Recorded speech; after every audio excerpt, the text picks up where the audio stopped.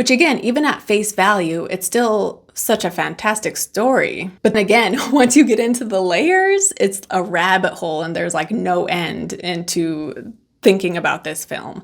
Hello, and thank you for joining me here at Why the Book Wins, where I compare books with their movie adaptations. My name is Laura, and today I am talking about Perfect Blue, A Complete Metamorphosis by Yoshikazu Taikuchi, and it was published in 1991, and I'm comparing it with the movie directed by Satoshi Kon, which was released in 1997. And the reason I am covering this is because I recently covered Requiem for a Dream, and that movie has a scene that mimics a scene from Perfect Blue when the character is like curled up in the bathtub and she does the underwater scream. So Darren Aronofsky, who directed Requiem, is a huge fan of the movie Perfect Blue, and he bought the rights just so he could mimic that scene in his movie. And then also, I have seen Black Swan, and now that I've watched Perfect Blue, they're not the same story, of course, but there are a lot of parallels. So he is definitely paying homage to Perfect Blue and Black Swan as well. So yeah, he loves this movie. And knowing the popularity of the movie Perfect Blue, after finishing the book, I was pretty let down because I found it to be just okay. But thankfully, the movie makers saw the potential within this story and made it into something so much more. And because the two are so different, I'm going to separate out my thoughts and first talk about the book and then talk about the movie. By the way, if you are a fan of the movie, I would not recommend the book because it's so different and I think you will probably be disappointed. But I did want to say that if you have not seen the movie, you definitely should. I highly recommend it. So before watching this video, or you could also watch it after, and I don't know, maybe if you watch this video and then watch the movie, you'll know what to look out for. But yeah, I would highly recommend this movie. It was fantastic. There are some intense scenes, so I would suggest look up trigger warnings because even though it's animated, there is one scene in particular that was really hard to watch, even if it was in cartoon. But before we get into the details of the plot, I first want to promote my Patreon, which is relatively new. There is a $2 tier and a $5 tier. Those are the primary ones. I do have more expensive tiers specifically for people who want to make requests. But yeah, I would love your support over there on Patreon. It would mean so much to me. It is linked down below. And now we will get into Perfect Blue, which means there will be spoilers for both book and movie going forward. So in the book, we have Mima, who is a pop idol. We aren't clear what her age is, but based on what another pop idol says, it seems that idols are in their mid-teens. But Mima has been an idol for a little while now, and her manager wants her to move on from her innocent persona and show herself now as being an adult, grown-up idol. And in the past, she had a lot of songs about purity. Her previous hit was called Innocence Forever. So there isn't much subtlety in this book, by the way. So yeah, that was her look previously. But now her new song is called Sexy Valley. She has a new, very skimpy outfit that she is going to wear. And then along with the release of the single for Sexy Valley, her manager also wants her to do a photo book. And the photo book is going to consist of risque photos of Mima. It won't be full-on nudity because those parts of her body are going to be tastefully covered. And Mima is nervous about the photo shoot. However, her manager specifically gets a photographer who does not do these type of photo shoots, and that's why he chose him, because he feels like he will help put Mima at ease and be respectful. And so because he's not a sleazy photographer who takes nude photos is why he was chosen. And so yeah, Mima is nervous going into this. However, it ends up being a positive experience and she really enjoys the photo shoot. And she also really likes her new song and has high hopes of taking it to the top of the charts.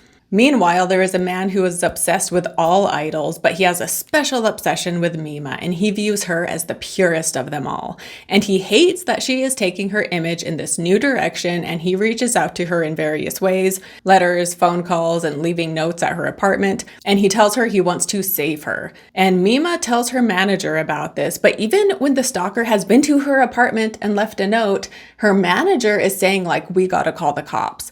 But Mima is the one who protests this, being like, hey, I'm way too busy. I have high hopes for this single. I want to focus on this.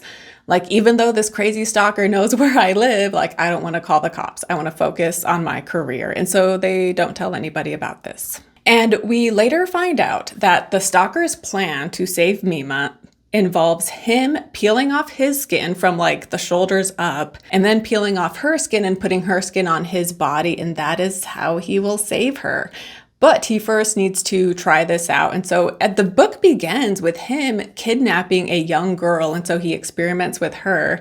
But then later he kidnaps Mima's idol nemesis, a woman named Eri. And Eri openly talks crap about Mima, and she herself claims to have just turned 16. However, Mima says like, oh, you can tell by the look in her eyes that she's older than that.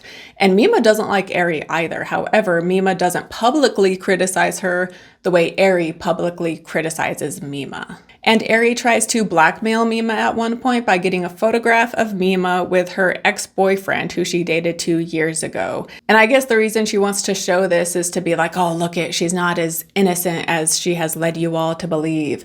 But before she can release this photograph to the public, she is kidnapped by the stalker and he peels off her skin and she eventually dies. And then in the end, so Mima has a loyal assistant named Rumi, and the stalker kidnaps Rumi and he uses her to lure Mima to him. And once he has Mima there, he then takes off his skin, but before he can get Mima's, Mima and Rumi are able to get away. However, the two end up being separated.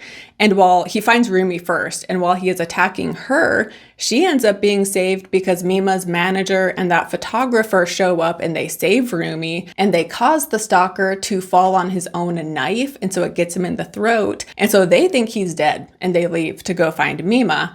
However, turns out Mima, she's alone and she's hiding out and she's reflecting on her career as an idol. And, she's like, yeah, there's been ups and downs, but I have no regrets and it's been an amazing journey. And as she is having these thoughts, guess who shows up? Her stalker, who despite all, not only is he missing skin, he also has been stabbed and yet he still is alive. And Mima is kind of in shock and he even stabs himself to show like, hey, like, look it, no matter what harm comes to me, I cannot die because my mission is so divine in saving you that I cannot die until I have completed it. However, he does end up dying because after a fight, Mima causes him to fall into this gigantic fan, which chops up his body, and that is the end. And then to now move on to my book review, book thoughts. So this book did keep me very interested and I was on the edge of my seat and I felt like, the possibilities were limitless and I had no idea where this was going to go. And yet, when all is said and done, once I finished it, I was left feeling like, that's it. Like that's all there is to this story. And it just fell flat and ended up being pretty basic. And I knew nothing about the movie going into the book. So I feel like most people would be let down by the book because they have these preconceived ideas based on the movie. And yet I didn't come in with any of that baggage, clear slate. And so all of my expectations of where this would go were based on what was set up within the first quarter, the first half of the book. So many interesting things were introduced, and yet none of them ended up going anywhere interesting. And Mima also isn't changed at all by this experience. It doesn't seem like it ends right when the stalker dies. So we don't even see what her life is like after. That is one reason why the story fell flat for me, because I feel like a character changing for better or worse is what makes good storytelling. Although I will say there are plenty of books and movies where the whole point is that the main character does not learn or grow or change and they stay the same, and that's what makes it so fantastic. And so when done right, it can work great. However, this one wasn't done right and it just left me feeling like what was even the point? And it just felt very surface level. And I also wanted this book to be more critical of the entertainment industry's treatment of women. We see the stalker, who is sexist to say the least and totally deranged, and he blames women for quote unquote forcing him to do things that hurt them. But the industry itself is not shown in a poor light. And this book just very clearly seems to be written by a man who has no idea what it's like to be a woman in the public eye and comes across as what he fantasizes it would be like. And granted, the filmmakers are all men as well, and yet they did such a better job with this material. But the way Mima has to do a total 180 and goes from infantilizing herself with an image of purity and innocence, and then in order to be seen as a woman, she now has to be hypersexualized. That isn't explored, and Mima is just totally fine with it. Yeah, she has her reservations specifically about the photo shoot, but when all is said and done, she's like, oh wow, that was such a great experience, and I actually loved doing it. And I want to clarify that a woman can do a sexy photo shoot and it can be a positive experience. It can even be a woman in the public eye who feels compelled to do a photo shoot like this. And yet when all is said and done, it's a positive experience. I'm not saying that that can't happen, but for this book to bring up the way she is needing to hypersexualize herself in every way and then not even explore that in a nuanced way and just have it end with like, oh yeah, she kind of had to do this, but it ended up being fantastic, so it's okay. She loved it. Again, it just seems like the male fantasy version of what he thinks this life is like for a young woman in the public eye who is forced, encouraged to promote herself in this way. And in an afterword by the author, he talks about how he himself is a fan of pop idols, and then he writes, idol singers are constantly striving to improve their craft, hoping to graduate into the next phase of their career, while their devoted fans are drawn to and fixated on the idol's youthful innocence. I wanted to speculate on two conflicting ideals. Because this story takes the form of a horror novel, that collision of aspirations manifests as a larger-than-life spectacle of violence and action, but the driving intent was to call to attention the vulnerability of an idol who has to deal with the all-too-plausible scenario of a fan becoming too obsessed to ignore. As a writer, I hope that readers will approach this book with that layer of story in mind. That said, the development of the plot is compelling enough on its own. If a reader simply enjoys this work as a straight thriller, that's fine too. And so the author doesn't see an issue with the way idols in general are treated and how they have to promote themselves. Like his issue is just like, oh, like the obsessed fans that have an issue with someone changing their image. Like that's the problem, is when a fan becomes so obsessive. And like, yeah, that is a concern, of course. But the fact that like, that's such a boring way to take this story, I guess, is where I'm coming from, because there are so many more issues going on. You don't even need to create the idea of this stalker because there are so many issues within the society and the culture. And that right there is what should really be explored. And there are a lot of parallels here with what Mima does with women we see who get their start with like Disney or Nickelodeon, and how they are seen as being a child for so long and then they do a 180. And so it's sad that this is what young female celebrities are made to think they have to do.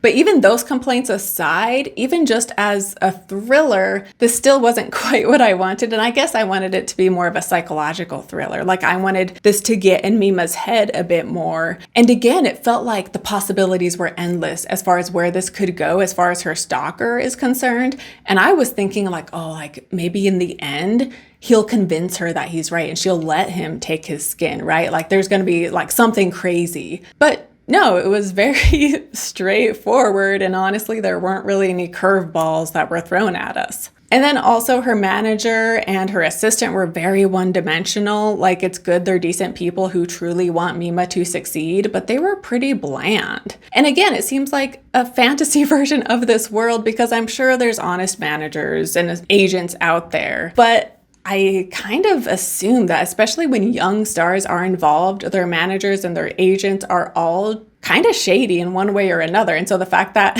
everybody, the photographer, her assistant, her manager, like they were all just genuinely good people who wanted to support Mima, it made the story kind of boring, I guess. And maybe they could be good people and it could still be a good story, but maybe they just weren't. They were just written in a very bland, one-dimensional way. And even her rival, Ari, was so one note because she was just the basic mean girl. And when she was introduced, I thought the author was going to explore the way society pits women against each other. And yet that too was not explored. And it's just like, oh yeah, Ari, she's a horrible person, end of story. And then the way Ari herself is sexualized felt like a bit much. But then also there's a part where Ari herself is like, oh, like I'm so addicted to sex. And then later, we hear Mima say like, oh, she says she's 16, but clearly she's older.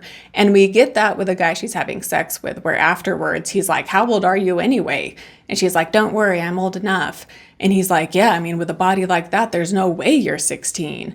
And this too felt like a line that could have been explored in an interesting way, because sickos will say things like that, right? Where it's like, how was I supposed to know how young she was? Just look at her body.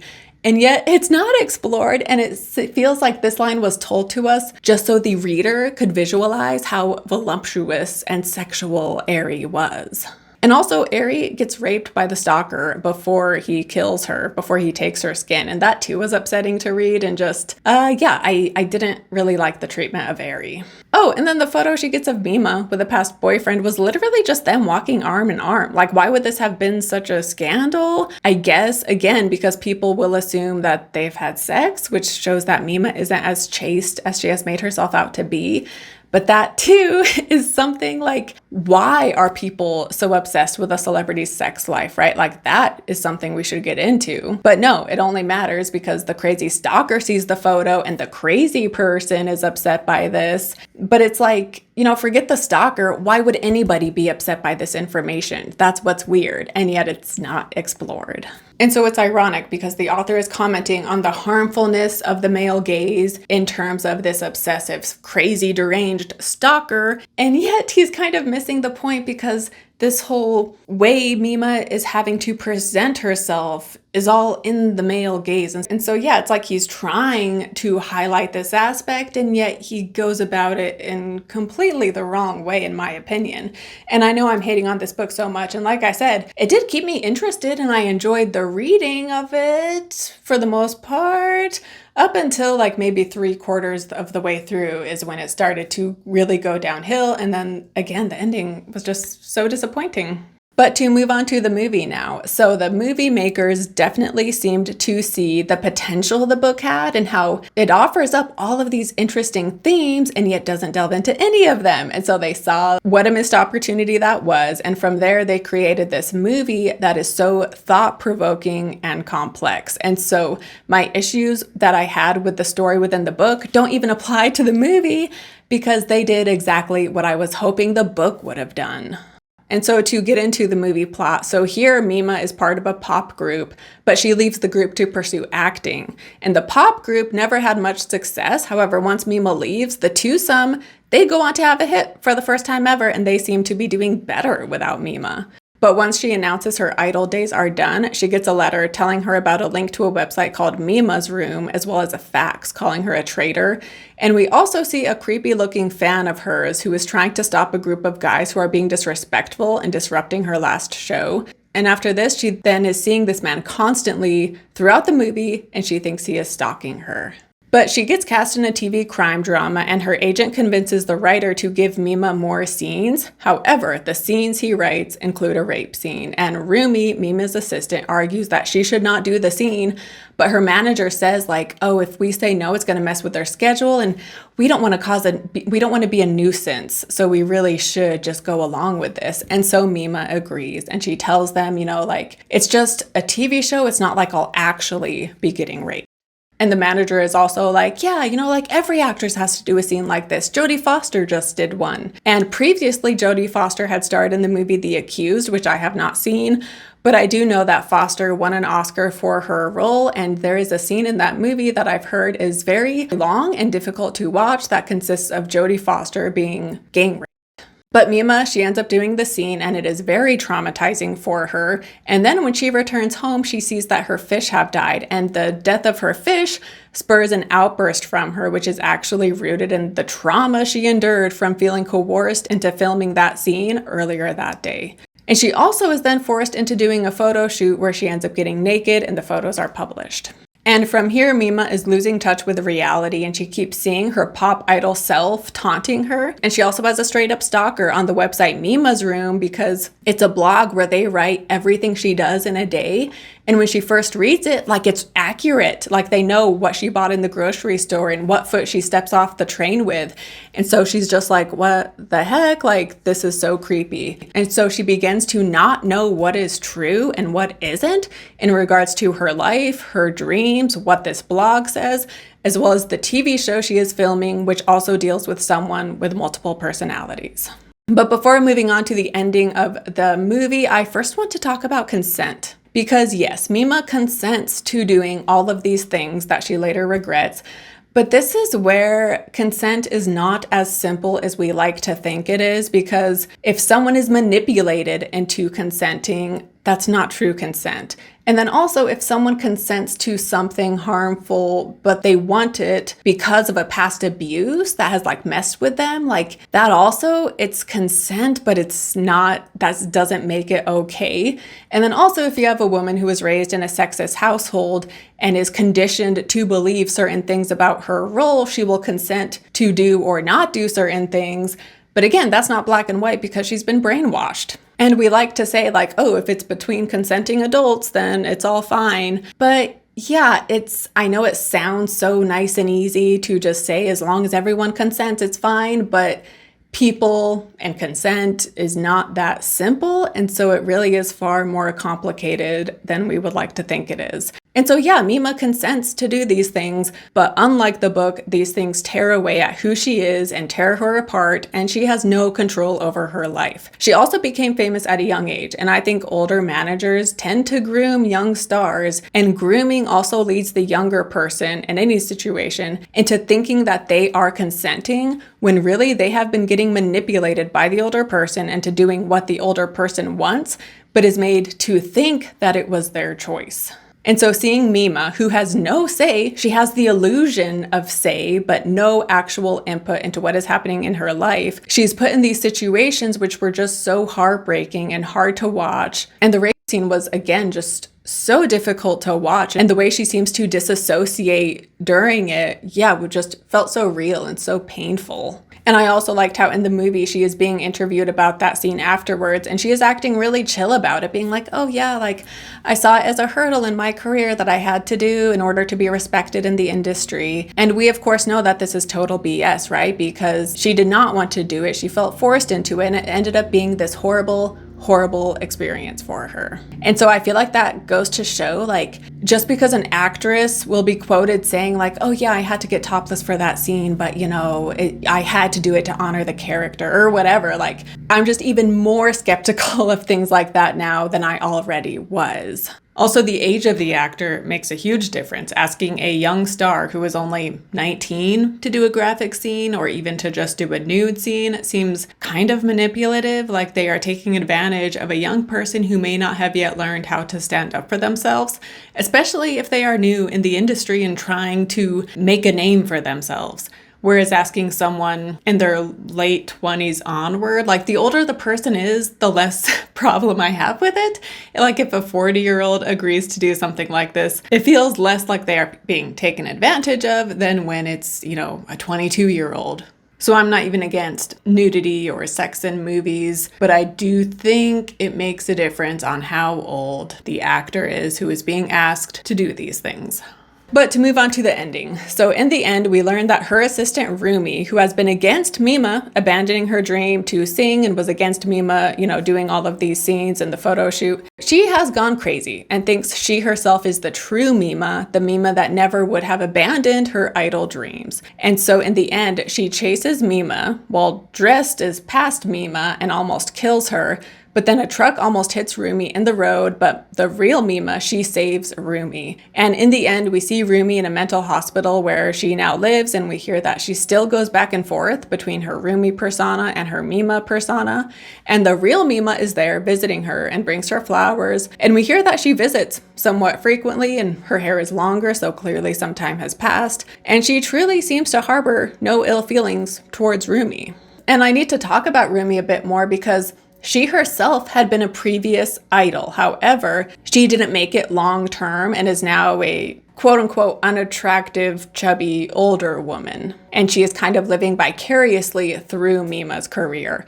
And in the book, Rumi was a failed idol. However, in the book, we hear Rumi say like, oh, Mima's success is my success. And that's how much she cares about Mima, but it's not said in a creepy way. Like Rumi feels that in a truly supportive way in the book. And then also in the movie, I forgot to mention that multiple people who hurt Mima in one way or the other. So for example, there were those guys interrupting her concert at the start, being very disrespectful. And then the screenwriter who wrote that scene, and then other people, they all end up being murdered. And so we are led to believe that the stalker is the one who murdered them, and that he is also the one writing Mima's blog. However, I was kind of under the impression that in the end, the man at the show at the start was a real person, But then anytime he appeared after that, it was in Mima's head. And I thought that the website was run by Rumi, not the stalker, because yeah, there's a part where it's quoting Mima saying something that she only said when Rumi was right there. So it seems pretty obvious that Rumi is the one who wrote it. Granted, the stalker does say that he's been emailing the real Mima, so maybe the stalker is a real person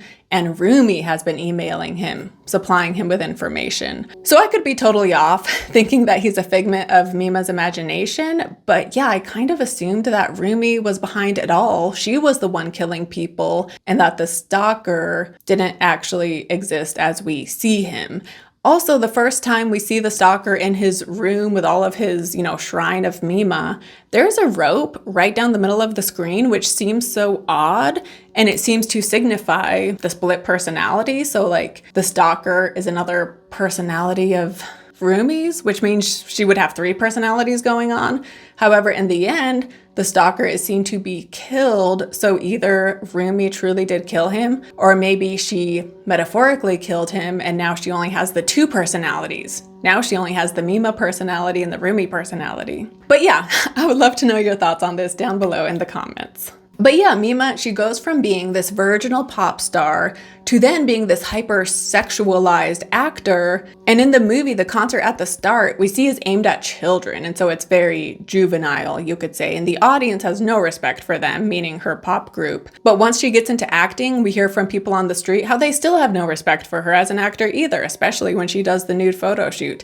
And even her former pop idol band members, even they are talking poorly of Mima when she does the photo shoot. So even they are judging her and have no respect. But both of these versions of Mima are constructed by the male gaze, because as a young, innocent pop star, men loved the idea of a woman so young and beautiful being so pure and naive and inexperienced. And then she becomes this hyper-sexualized person who men feel it is okay to objectify because based on her actions, she seems to be consenting to being viewed and treated as such. And like I said, in the blog, the stalker mentions how they know what foot she steps off a train or stairs first. And so then we get a scene after Mima has read this when she's about to step off a train, but then she's thinking of the blog. And so then she's like trying to decide what foot she wants to use, when then the crowd behind her pushes her and she is forced off of the train, and they take away her ability to make the choice for herself, showing how as a celebrity, she isn't allowed to make her own choices and has no autonomy. And we also see here that her manager has no respect for her, because after the TV show wraps, he is then, I think he's talking to Rumi. He's telling her like, oh, I have a new script for Mima that she's going to do. And it has some sketchy scenes, but we'll get Mima to do it. So clearly he does not care. And she will agree to do one thing and cross one line in the sand. But if things continued as they were going, he was just going to keep pushing her further and further and further, because he also objectifies her and seeing her just as something he can make money from. So he just sees the monetary value in her rather than seeing her as a human. And then we have Rumi, who is no longer in the male gaze because due to her age and appearance, she is no longer seen as sexual in those ways. And yet she comes from this misogynistic world of celebrity and is impacted by how men do or did view her. And she has internalized all of that. And therefore, in her mind, perfection is to always be young and innocent and pure. And that's why in her fantasy, she is the quote unquote true Mima. And Mima, in the end, when she is visiting Rumi, she says how she still cares for Rumi because she's talking to someone. And she's like, yeah, I wouldn't be where I am now without her. And then we also hear nurses whispering, being like, oh, like that was Mima. And her hair is also longer. So clearly some time has passed.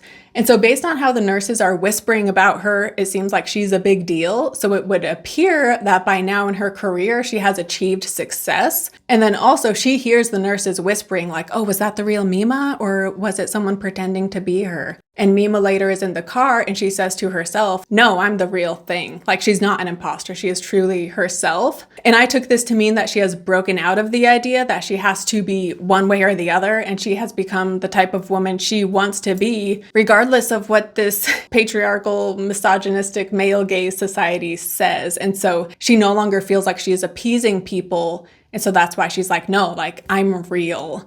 And so I kind of saw this as a positive ending. At least on the surface, it seems like a positive ending because, this story, as I've just described it, on the more surface, quote unquote, level, this is a great story that's making great commentary. However, after I wrote all of this up, I then went on Reddit to see what other people had to say. And there are some theories about this movie that are far more complex, and some of which are not a happy ending. So one I found that was very intriguing is the theory that the show Mima is on, called Double Bind, is actually her reality, and the rape she experiences on that show really happened, and the trauma from it caused her to create this other reality where she is a pop idol who is transitioning into acting. Because also in the movie, I didn't mention this, but in the end, after the show has wrapped, the stalker shows up and he attempts to her, however, she kills him, so he does not succeed.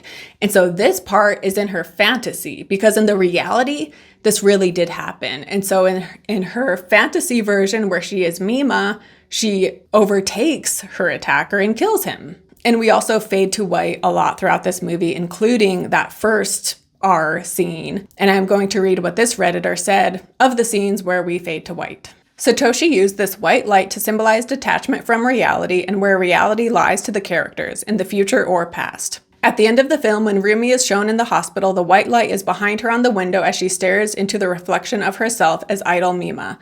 Then as Mima is in her car, the white light is behind her and she looks ahead to the beautiful blue sky.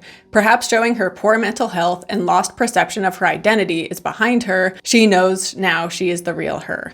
Another use of this was when she became traumatized by her R scene and stares into the white lights, imagining her idol self again. It is also used when Rumi stares into the lights of the truck and is enveloped in the false identity of self, picturing them as stage lights. And in the end of the TV show Double Bind, the character Mima is playing, I think the character's name was like Yoko or Yoka. She is telling the therapist, the psychologist, that she is the idol named Mima. And so it seems like, again, if this truly is her reality, we see here that she is not admitting who she is and instead is claiming that she is this pop idol named Mima, when really she is Yoko, this woman who has experienced this traumatizing event, which has caused her to lose touch with reality. And also it's interesting to note that the term double bind means a situation in which a person is confronted with two irreconcilable demands or a choice between two undesirable courses of action. And so Mima, as the pop star who is transitioning into acting, she is in a double bind because whether she was the innocent, pure pop star or this now hypersexualized actor, it's a double bind because neither of them are who she wants to be. But then also, if you look at it in this other way, she is in a double bind because she can either accept the reality that she was violently attacked and it caused her to have severe mental health issues, or she can choose the quote-unquote reality where she is a woman in the public eye who cannot make her own choices and is forced into one way of life or the other, right? Like, both of these realities aren't great, and so it's a double bind for her to choose which one she wants to live in, although the pop idol reality does seem to end positively, which if that's her fantasy, it makes sense it has a positive end. But then that Reddit poster, they continued, when Mima looks at the camera and recites her line, "Who are you?" Whose identity is she asking to know? The identity of a character in Double Bind, the identity of her stalker, or the identity of the real Mima that keeps tormenting her? Maybe that question is redundant and all of those different people are simply various personas within the self-doubting Mima. Is she asking herself who she is?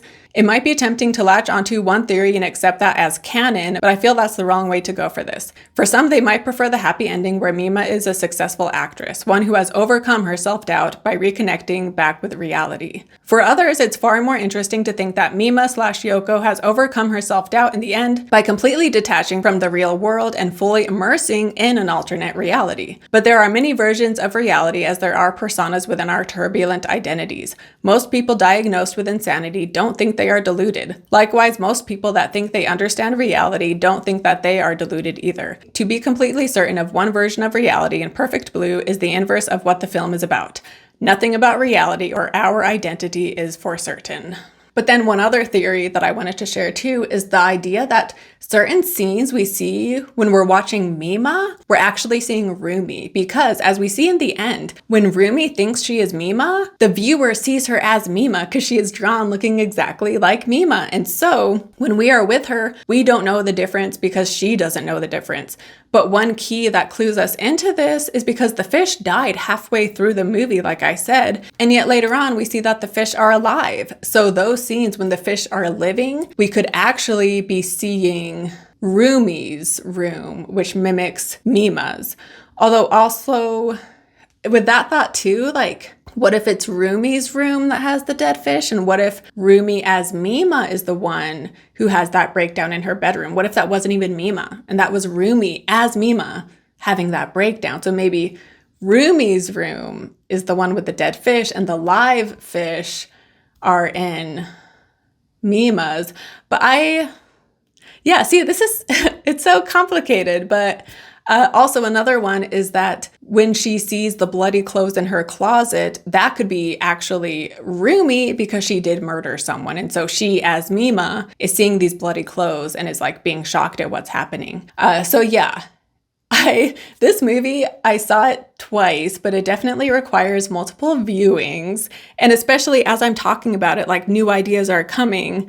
So yeah, like that Redditor said, I don't know if there is like one certain way to interpret this, and I think it's open to all sorts of ideas. So share yours down below in the comments. But to move on to book versus movie. So obviously the movie wins. The book was much more of a horror novel and how violent and gruesome it was, and it didn't explore the topics introduced in an interesting way, as I have already gone on about. And the movie took this idea of a pop idol and a stalker and turned it into something so much more powerful and impactful and sad. But as said, in some ways, the ending can be seen positive if you take the story at face value, which again, even at face value, it's still such a fantastic story. But then again, once you get into the layers, it's a rabbit hole and there's like no end into thinking about this film. But I read that Satoshi Kon read the original script that was given to him, which followed the book, and he didn't like it and he requested permission to change it.